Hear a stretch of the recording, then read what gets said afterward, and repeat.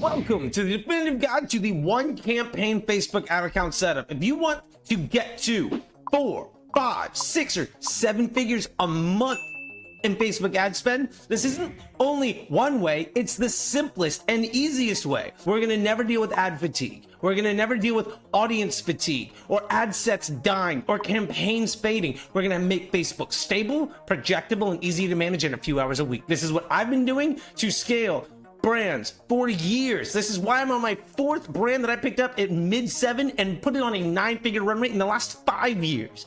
This is everything you need to know, from structure, the audiences and the ads that we're going to use, and the best practices to scale. So buckle up, let's get started. First thing that we need to know when it comes down to the one campaign Facebook ad account setup is the structure of our one campaign. This is your account setup.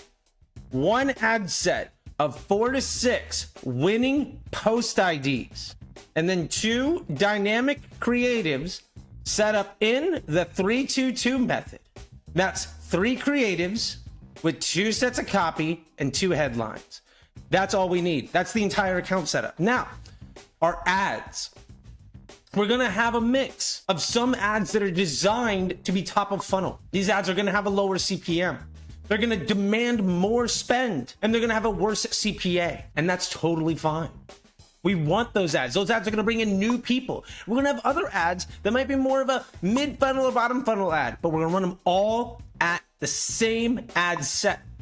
In that ad set, some ads are gonna get more spend, some ads are gonna get more of a frequency, some ads are gonna have a higher CPA, some ads are gonna have a lower CPA, but we're no longer gonna say, well, Facebook is dumb, it spends all the money on the ad with a higher CPA, it's stupid, why is it wasting my money? The reason your blended CPA, not just from Facebook, but across your entire ecosystem looks the way it does is because of how these ads interact.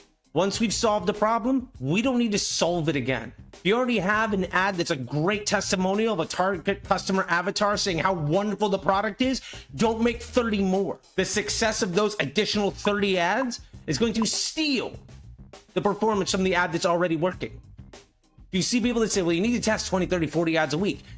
Yes, they do, because they're testing so much that the ads that they have can never mature. So the new ads just steal sales from it, and it becomes this vicious self-eating cycle of cannibalism. You don't need that. Ideally, you're probably gonna have 3 to 4 ads that are really, really good at targeting different types of customers.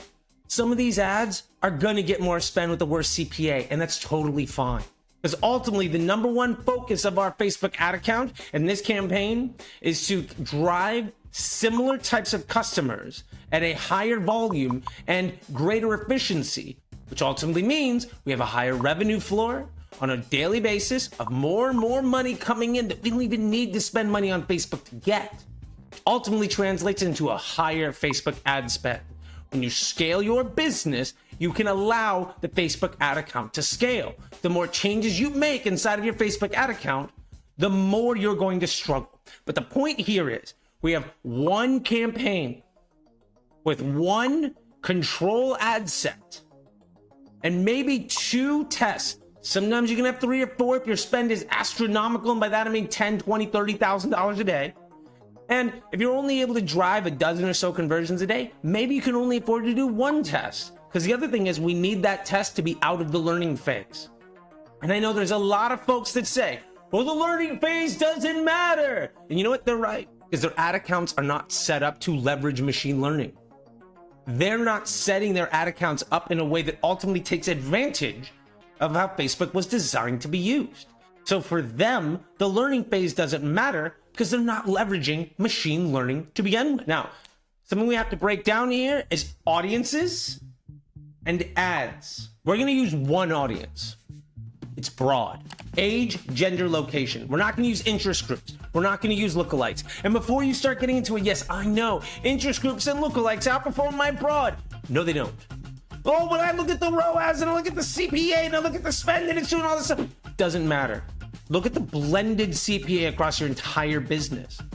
If you are focusing on interest groups and retargeting audiences and lookalikes, what you're ultimately doing is restricting the pool of individuals that get impressions for your brand and your business amplification device. And while Facebook looks better, your overall revenue doesn't. So the same sale that Facebook is getting credit for, it's also giving credit to TikTok or to search or to YouTube or to affiliate or to influencer or to email or to a million other places, because you're still focusing all of your energy on the same individuals. And remember, your ads make their own audiences. This isn't up for debate. This is literally how Facebook works. Every single post understands who responds well to it and who doesn't. If your ad goes out to 1,000 people and 500 people love it and 500 people hate it, the next 1,000 people that see your ad are going to look a lot more like the 1,000 people that loved it. And over time, not only is that ad going to be shown to the people that really like it, but because you're removing the ads that don't meet your business needs, you're going to have ads that not only appeal to what Facebook wants, which is going to lower your CPMs and improve your placement in the overall newsfeed. Because remember, the average person swipes the height of the Eiffel Tower on a daily basis. And the third post that's an ad is way cheaper to show somebody than the thing that's 20 minutes into a doom scroll. Not only are you accessing that, but the other thing to keep in mind is this also means that your results are more scalable. And these results are going to get better over time instead of depreciating over time. Because when you use an audience, the audience of your ad and the audience that you're targeting only have so much overlap. And when they stop overlapping, but you still force spend, Facebook sees you as a larger and larger liability to their business model, which is why your CPMs are going up, which is why your audience is fatigue. And yeah, air quotes on fatigue, because that entire concept is completely avoidable and 100% fictitious and 100% obsolete if you use broad targeting, because it never fatigues. Now, the other side of this we have to get into is the ads. Some ads are going to appeal to a broad audience. These are ads that are going to be less efficient at getting conversions and far more efficient at getting attention. And you're going to have other ads that are way more efficient at conversions and way less efficient at getting attention. But they're way better at monetizing the attention you've already earned. Not only that, sometimes they're really good at monetizing the attentions that your competitors have paid for and the intent that your competitors have driven. Back in the day, I was running New Balance, and we did a big case study test with Facebook in the introduction of the Power 5. This is back in 2018, 2017, when broad was just being innovated. What we found was, and this still holds true today, over 2/3 of the money we spent at broad actually was targeting somebody that was on one of our competitors' websites and showed intent. In the last 24 hours, and we were spending a lot of money. This is New Balance. That's huge. Think of how many competitors you have. Think of how many add to carts they have of people that didn't purchase. Your retargeting ad could just convert that person. It's not like the customer journey is actually 10 days old. If anybody ever tells you, by the way, that the customer journey is, well, then my customer journey is 10 days long, that's nonsense. It's months or decades long. We were selling, at New Balance, we were selling shoes. You've been buying shoes for potentially 20, 30, 40, 50 years. If there is any competition, you don't need to tell people you exist. You just need to let people who are already interested in buying know that you're an option and overcome the objections that your competitors ignored, which is why in the recession that's coming, you have a massive opportunity to steal market share from your competitors and big box retailers. The next year and a half is going to be defined by the best marketers with the best business models that respect AI and machine learning. And the people that fight that are going to be left on the roadside dead. This feels exactly like what we saw when Facebook introduced the conversion pixel. I was spending $1 million a day on Facebook before we had a conversion pixel. And when it came in, there were people just like today, folks, who were saying, well, you need audiences. People back then were saying, well, we're just going to run traffic. We don't need conversion campaigns. Those agencies went out of business. Some of them closed up floors of their office buildings in Manhattan and multiple locations around the world. There is going to be a purge of individuals who ultimately fight the wind. You don't need to do that. You can set this up instead and use dynamic creatives with the 3-2-2 method to establish new creative testing within the single campaign. That's all you need to do.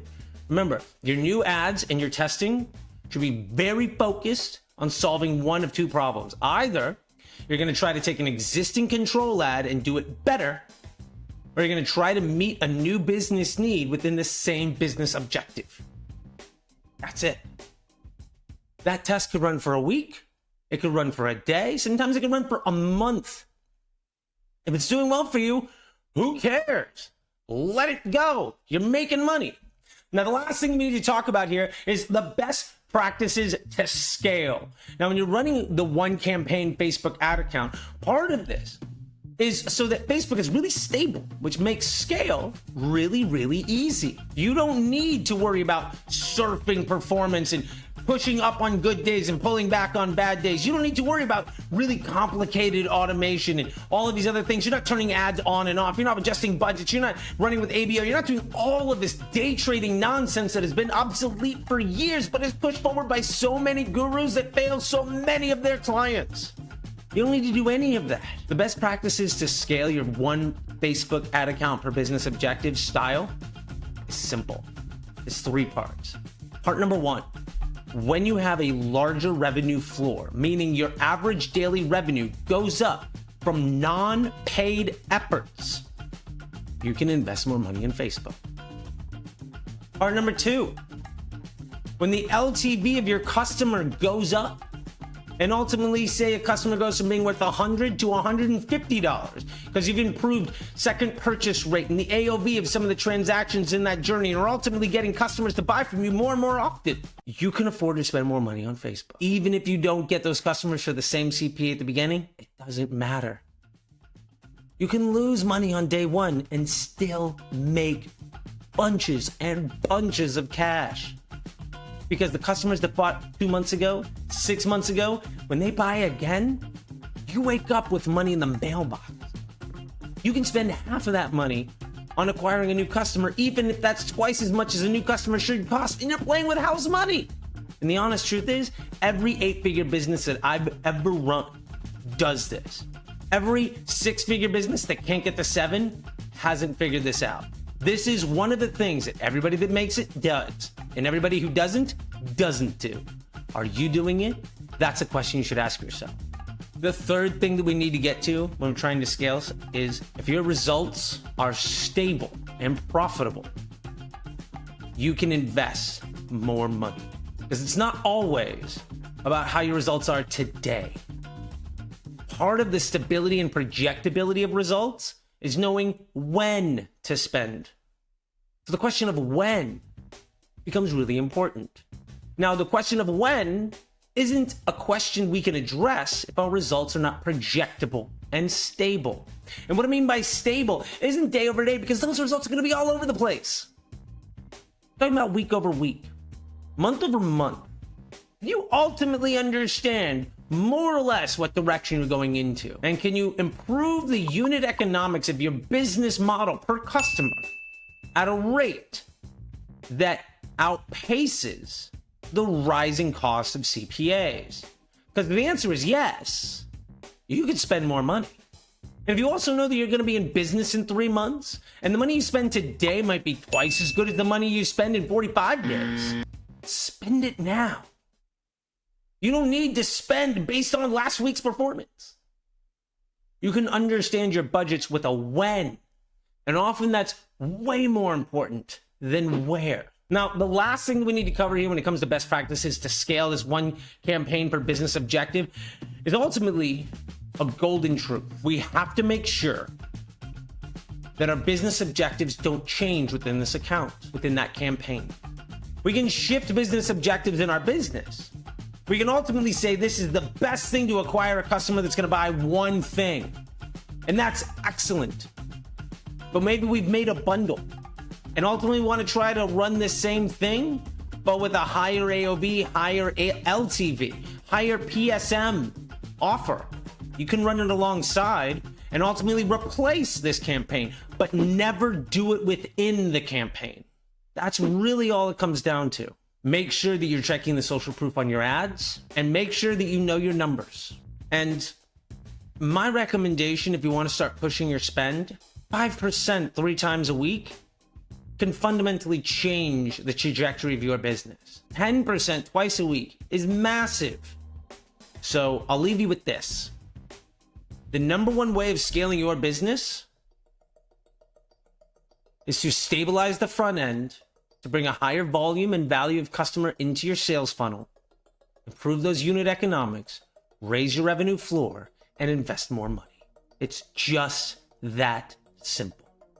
Until next time, I'll see you on the internet. YouTube thinks you might like a couple of these things. Don't forget to hit like and subscribe. Until next time, bye!